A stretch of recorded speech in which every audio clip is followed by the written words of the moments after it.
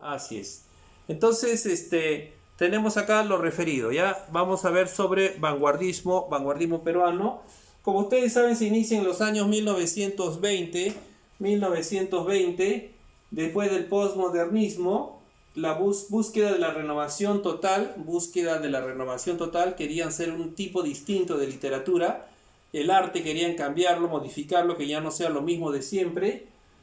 Y en el vanguardismo, a nivel de contexto, se da esto, ¿no? Post Primera Guerra Mundial. Tú sabes que la Primera Guerra Mundial termina en el año 1918. 1918. Post Revolución Rusa, 1917. La lucha por las 8 horas de trabajo en el Perú. Las 8 horas de trabajo. El peruano todo el tiempo ha sido protestante, todo el tiempo ha sido luchador. No es que solamente ahora estén luchando, simplemente que ahora hay propaganda por todos lados para luchar. El peruano siempre ha luchado, es más, ha existido luchas donde ha habido centenares de muertos y la historia no lo dice. Ya, luego se creó la CGTP, Confederación General de Trabajadores del Perú, y se creó también en aquella época, el año 1928, el APRA y el Partido Comunista Peruano. ¿Quién va a crear la CGTP? Lo crea José Carlos Mariátegui. CGTP significa Confederación General de Trabajadores del Perú, ya, Confederación General de Trabajadores del Perú. Y era un sindicato para defender los derechos de todos los trabajadores. Todos los trabajadores de la época, trabajadores de educación, de construcción, ¿no es cierto? Médicos y todos ellos, chicos, todos ellos luchaban por tener sus derechos, Y a veces, como ahora, el Estado no acataba, no hacía caso. Entonces José Carlos Mariátegui se puso a organizar protestas y él fue el que inició toda esa formación de la CGTP, Confederación General de Trabajadores de Perú. Y hasta el día de hoy existe para velar por los derechos ¿de quién? De todos los trabajadores, ¿ya? Así es, por el derecho de todos los trabajadores.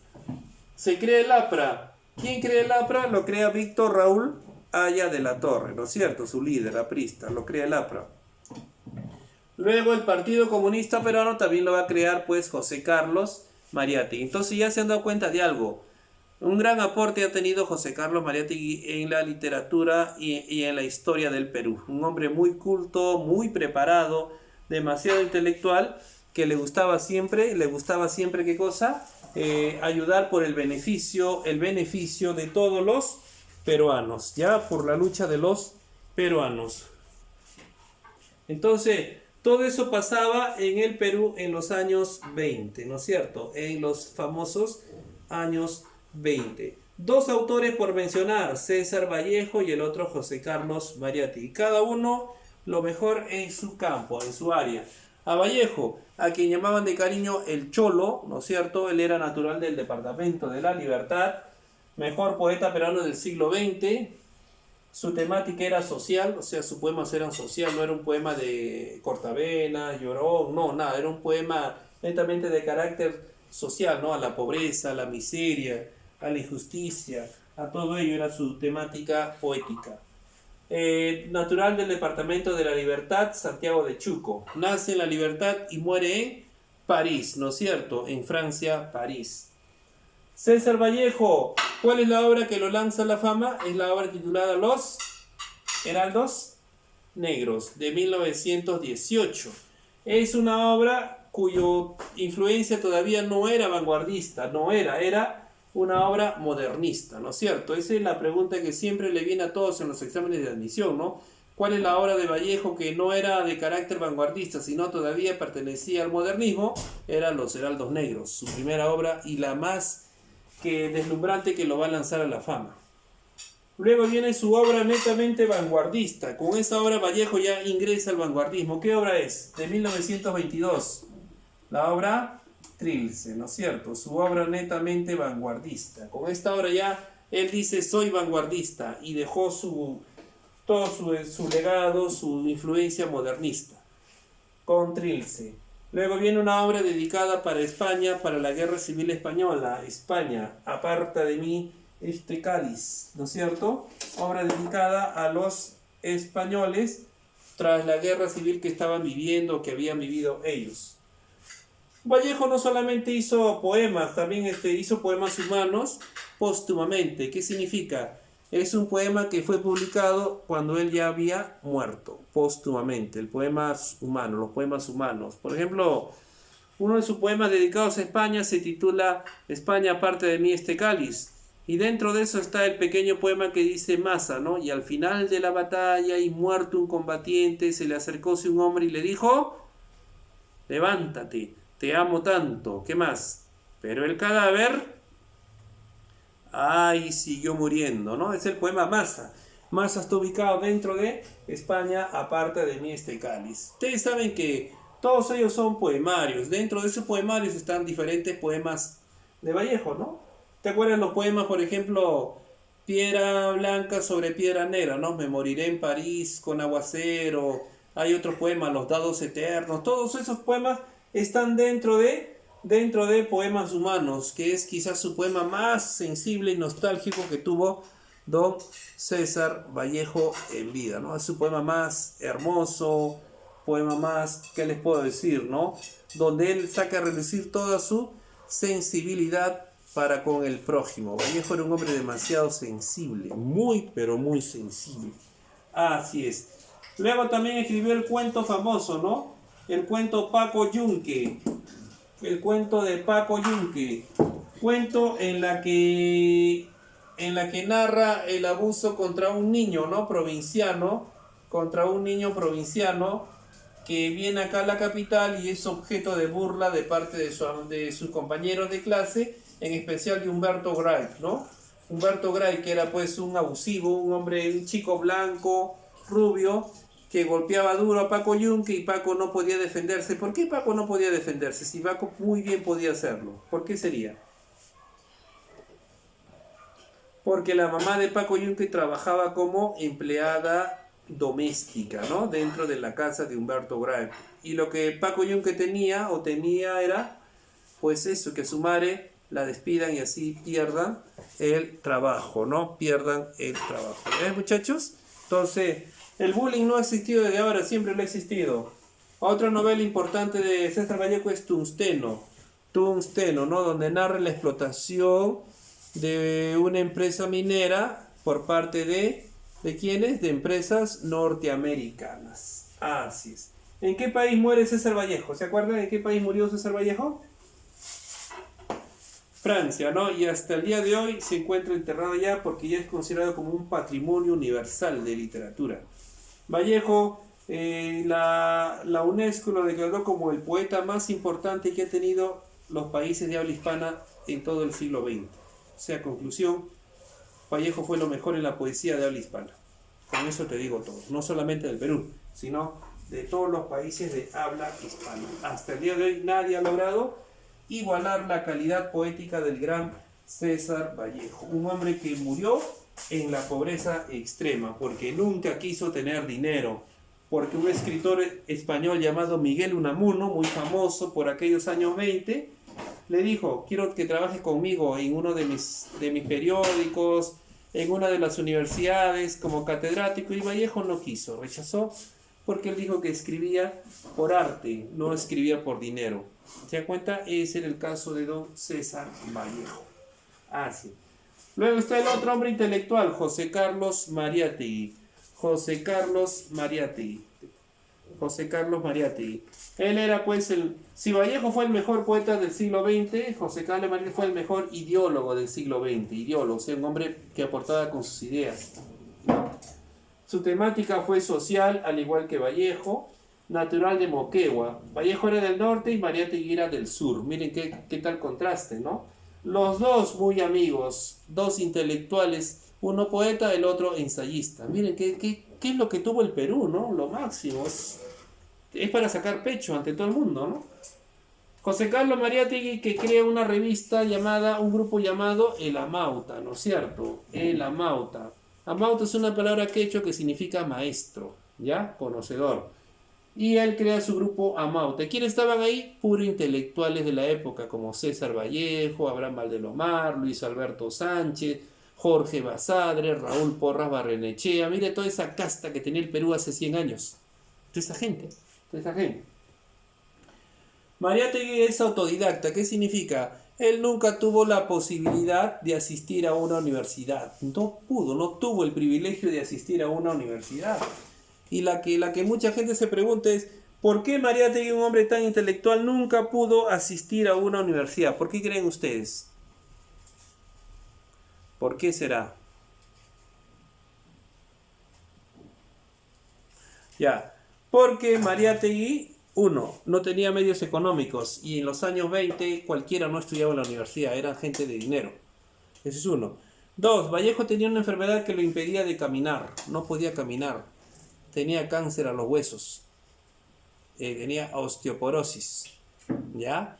Motivo por el cual llegó a los 12 o 13 años, adolescente más o menos, lo van a amputar la pierna izquierda, lo amputan, le cortan la pierna. Y él se refugió, ya prácticamente cambió su habitación, su dormitorio y lo hizo una biblioteca. Compró tantos libros que pudiese y se pone a estudiar él mismo. Dijo, yo seré mi catedrático y mi habitación será mi universidad. Y así fue que nace el gran Amauta, el hombre más autodidacta que ha tenido el Perú y el hombre más culto que ha dado toda la literatura y la historia del Perú. Intelectual. Tanto llegó a saber gracias a que leía. Dicen a José Carlos Mariátegui en sus 36 años de vida, murió a los 36 años, Vallejo muere a los 46 años, imagínense ustedes, los dos murieron jóvenes, porque eran jóvenes, tenían mucho que dar para el país. Mariátegui dice que murió y en su corta carrera leyó más de 30.000 libros. Imagínense, ¿no? Para muchos es el hombre que más libros ha leído en todo el continente hispano. Así es. Y gracias a esa lectura pudo ser un hombre demasiado intelectual.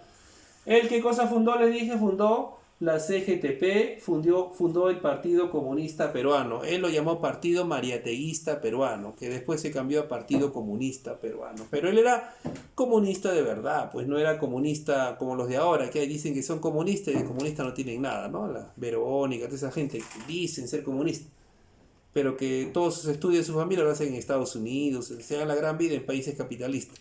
Así es. Entonces él sacó su obra Los 7 ensayos de la realidad peruana. Los 7 ensayos de la realidad peruana. Y como ustedes pueden ver, en los 7 ensayos de la realidad peruana, lo que hace Mariátegui es analizar los 7 problemas que tuvo el Perú, los 7 problemas que tuvo el Perú a inicios del siglo XX. Que si nosotros lo comparamos, prácticamente vienen a ser como si fuesen los mismos problemas que tenemos hoy. Es decir, no han cambiado mucho, ¿no? No han cambiado mucho. ¿Cuáles son esos 7 problemas que tuvo o que tiene el Perú en ese entonces que lo tenía? ¿Cuáles son esos 7 problemas? Ahí está en la pizarra. Esos 7 problemas, pues, son el problema de la tierra, ¿no es cierto? De la tierra, todo lo que demuestra cómo se trabaja la tierra, el territorio peruano, todo lo que nos han arrebatado, todo lo que representa pues los diversos tipos de tierra, lo que conserva el país, qué tierras hay en la sierra, en la selva, ¿no? Toda la fortaleza y gran proceso que tiene la tierra en el Perú, pero que nosotros no sabemos a veces valorarla, lo bueno que tenemos. En el problema número 2 te habla del indio, ¿no? Donde dice que el indio es lo más importante para el Perú, para el progreso y desarrollo, y es la pura verdad. Cuando había las guerras contra los invasores chilenos, españoles, quienes iban a luchar al frente sacando cara para el Perú no eran los limeños, eran la gente indígena, los comuneros, ¿te das cuenta? La gente provinciana, eran los que sacaban cara por el Perú. Entonces habla de la valentía innata que tiene el hombre andino. 3. La instrucción pública, que se refiere pues a la educación pública. Critica por qué no hay instrucción pública. La instrucción pública es un derecho para todos los peruanos. Así es. Entonces él critica acá al modelo educativo que no es para todos por igual. Porque solamente la clase alta tenía derecho al estudio, más no el pobre. Eso lo dice en la 3. En la 4, regionalismo y centralismo. Critica cómo el Perú se ha centralizado todo en Lima. Todo en Lima. Eso lo dijo hace 100 años, ¿ah? ¿Qué dicen ustedes? Después de 100 años, Lima está peor centralizado que antes, ¿no? Lima tiene actualmente 10 y tantos millones de habitantes. Quiere decir, La tercera parte del Perú vive en Lima, imagínense ustedes. Con eso es una barbaridad, ¿no? Por eso que en Lima no se puede caminar, no se puede, el tráfico es horrible porque es demasiada gente. Y todo está centralizado en Lima, lamentablemente, ¿no? Tú estás enfermo, tienes que ir al hospital. ¿A qué hospital si quieres seguridad? A Lima. ¿Te das cuenta? ¿No? Así es, todo está centralizado. 5. Te habla de la religión, los problemas de la religión que hay en el Perú. En el Perú dice no se enseña religión, se enseña catolicismo. Él era anticlerical, criticaba, como todos los intelectuales de la época eran criticaban a la iglesia católica, a la religión católica criticaban. Así es. Luego a las 6 viene la evolución económica, ¿no? Cómo es el modelo educativo del Perú, cómo se ha endeudado. En ese entonces tenía una deuda con Inglaterra y esa deuda ha ido creciendo a lo largo de 100 años y seguimos endeudados, ¿no? No vamos a seguir y hasta muchos años más por lo que veo. Y el 7, la número 7, el problema de la literatura. ¿Qué quiere decir esto? Que la literatura prácticamente no es algo innato del país, es un modelo netamente copiado de España, así es. ¿Ya? Entonces, son 7 puntos que analiza José Carlos Mariátegui, 7 puntos que analiza José Carlos Mariátegui, y todos ellos alusivos ¿a qué, chicos? Alusivos a los problemas que solía ocurrir por aquel entonces. ¿Qué dicen ustedes? ¿Coinciden con lo de hoy? Muchos de ellos hasta el día de hoy se mantienen vigentes. Imagínense ustedes, después de 100 años, el Perú sigue viviendo el centralismo, sigue viviendo la desigualdad educativa. Así es, porque la diferencia entre una educación privada es diferente a la educación del Estado, y eso hoy día, más que nunca hoy en día, todo el mundo se ha dado cuenta, ¿no? Todo el mundo se da cuenta. En el privado estás llevando la clase por Zoom. No es igual, pero al menos te defiendes. En el Estado, están que te mandan clases por WhatsApp, te mandan por libro, el chico escribe cualquier cosa, no sabe ni lo que está haciendo. ¿Por qué? Porque no hay quien lo monitoree, quien lo asesore en lo absoluto. O sea, es triste ahorita la realidad en el Estado, muy triste. En primaria, estoy hablando en primaria. Secundaria, los chicos mal que bien se defienden, ahí la buscan, pero en primaria dan pena, ¿no? Chiquitos de 5º grado, 4º grado, que están a la deriva en matemática, fracciones heterogéneas, mixtas, cuadros de estadística, están perdidos en el espacio. No hay clase explicativa, nadie les orienta cómo. Así es, ¿no? Entonces, hoy en día la gente al fin se ha dado cuenta de la importancia de los profesores para la sociedad. Mucha gente dice, pero el profe. Hoy en día se han dado cuenta las mamás que están como locas, hartas y aburridas de sus hijos que lo tienen en casa, ¿no? La mamá ya no soporta al hijo en casa, quiere mandarlos al colegio, aunque sea con 2 máscaras, lo quiere mandar con tal de que ya desaparezca de su casa. Se dan cuenta, la mamá al fin se ha dado cuenta que no es fácil lidiar. Ella lidia con un hijo, 2 hijos. Imagínate un profesor con 30, 40 estudiantes. Espero que después de esta pandemia los padres valoren realmente la labor de un docente, de un maestro. Así es. 7 problemas de José Carlos Mariátegui, chicos. Entonces llegamos a la conclusión. 1, el mejor en poesía, y el otro, lo mejor en ensayos, ¿ya? Así es, lo mejor en ensayo. Conclusión, tenemos para estar orgullosos. Hemos tenido y siempre vamos a tener grandes intelectuales. ¿Ya, muchachos? Perfecto. Ahora sí vamos a